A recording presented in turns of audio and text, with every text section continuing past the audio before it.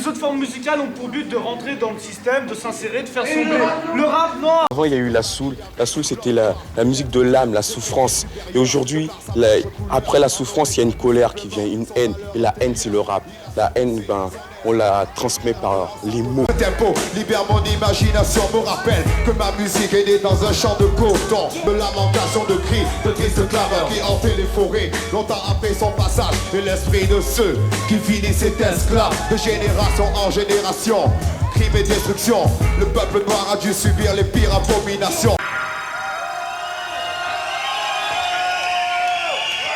En fait, il y en a qui détestent le rap parce que la musique, il n'y en a pas tellement, mais moins il y a de musique, plus on entend les paroles, plus on comprend. Avec le rap, c'est les paroles qui comptent le plus. Alors on s'est mis à écouter les paroles des rappeurs, à regarder d'un autre œil un mouvement qui existait déjà depuis 7 ans. Depuis trop longtemps, des gens tournent le dos aux problèmes cruciaux, aux problèmes sociaux qui asphyxient la jeunesse, qui réside aux abords, au sud, à l'est, à l'ouest.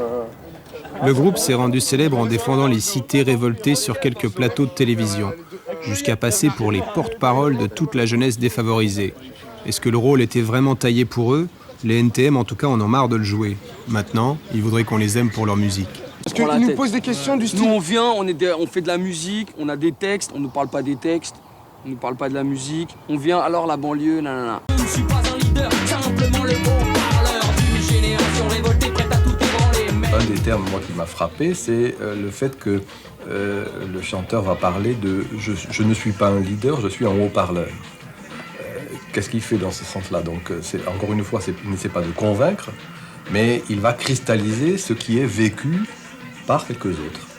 L'idée de haut-parleur, quand il le prononce, moi, est le contraire, d'une certaine manière, du politique. Quand on se dit haut-parleur, c'est Tonton qui raconte ça. C'est une formule pour dire qu'on est les grandes gueules de la banlieue. C'est, à mon sens, quelque chose qui renvoie davantage à une manière de se reconnaître à quelques-uns. Donc, toute cette idée du tribalisme qui se retrouve, qui rencontre finalement de regroupements plutôt restreints, plus que quelque chose de massif tel qu'on le voit dans les partis politiques. Tu sais, je veux dire, nous, on est un groupe de copains, voilà. Un club de bridge, pas une association. On a un but, mort au bâtard. Voilà, et donc c'est ce qui nous réunit tous, quoi, tu vois. En gros, c'est ça, voilà.